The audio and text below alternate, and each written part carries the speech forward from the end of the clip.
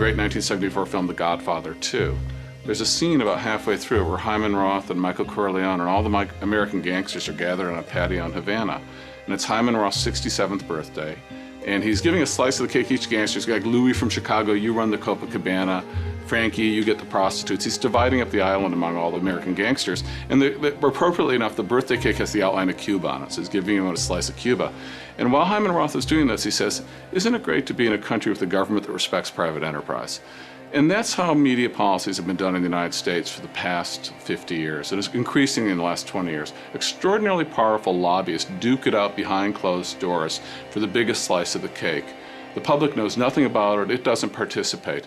And that's the problem we face.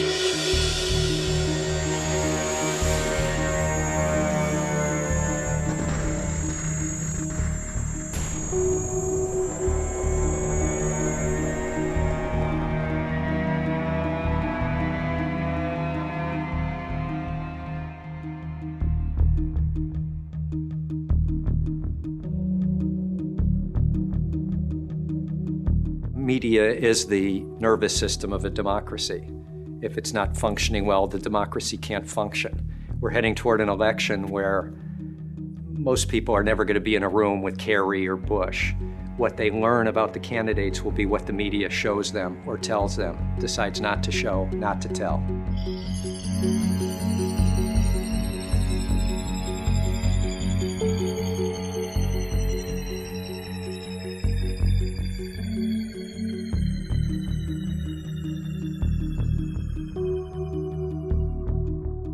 People are faced with critical choices about the future of the country when they go into the voting booth. And I go in, and I have been, through the course of a campaign cycle, subject to false, distorted, caricaturing, and I may not even know where it's coming from because often there's an echo effect off places like cable and like radio, and those wrong pieces of information are repeated and repeated. By the time it reaches me, I don't even know what the source was. This is the environment we're living in, and it's fundamentally undermining democracy, which is based on knowing some good and solid information so I can make an informed choice.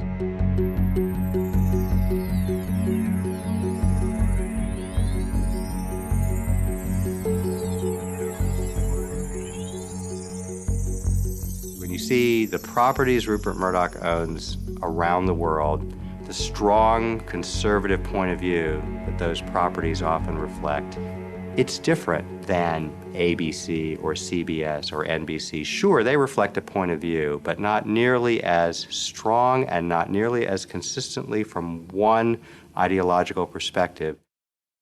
Murdoch actually bought the station in 1985 and actually left us alone for at least the first 3 years of his ownership, partly because we were so successful and prosperous that there was no reason to monkey with us. At WTTG, our success insulated us to a certain degree. And it was kind of like being in an office and seeing people come down with the flu around you. We knew the flu eventually might reach us, but we were hoping if we took enough vitamins that we'd never catch the flu. It was clear during those years that Murdoch, who had absolutely adored Ronald Reagan, adored him, had a lot of admiration for the group of Republicans that controlled Congress and certainly on Capitol Hill.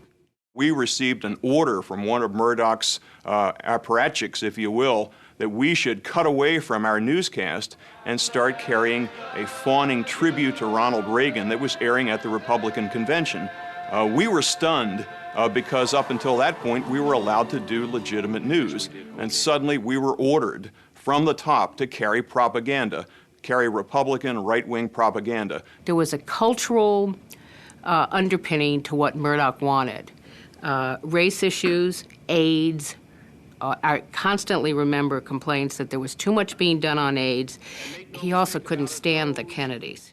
Ted Kennedy was a longtime opponent of Rupert Murdoch, and one celebrated occasion, we were ordered to run a long, uncut piece from a current affair that was rehashing the whole matter of Chappaquiddick. It had zero news value. We were told you had to run this thing uncut. You could not even edit it down and just run a snippet of it. I think they evolved in later years especially after Roger Ailes took over and really got the Fox News Channel up and running, into a far more sophisticated kind of operation. What we saw in my era was really the birth of this sort of thing and the roots of what came later. It was quite clear when they founded the Fox network that they intended to be a conservative organization, beyond conservative, a far right-wing organization. I'd just like to say how delighted I am that we've now reached this moment when we can firmly announce the starting of a Fox News channel and a much greater effort on the build-up of Fox News in every area. We'd like to be premier journalists. We'd like to restore objectivity where we find it lacking, and certainly there could be that interpretation because of my background, but I left politics a number of years ago and have run a news organization for the last 2 years. So we just expect to do fine, balanced journalism.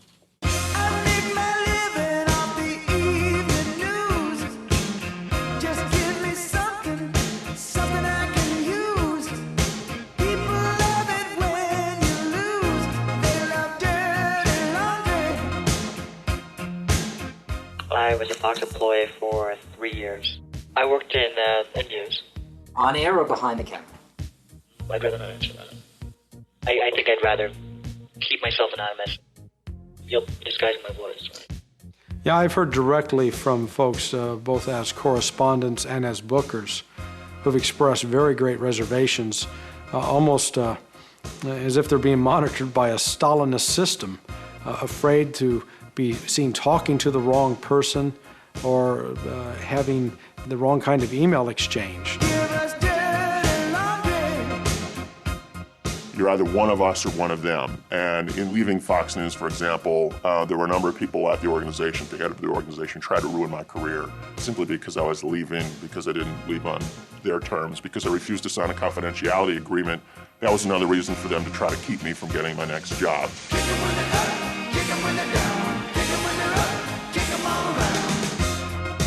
It's very much an environment of fear. It was made very clear to us that our activities were being monitored, and if someone wasn't watching it live, they were at least recording it, and they would review it after the fact to see what we did.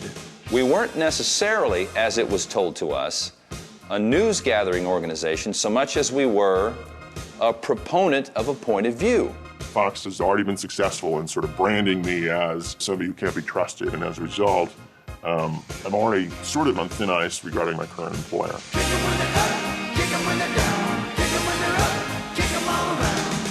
I'd been warned by people.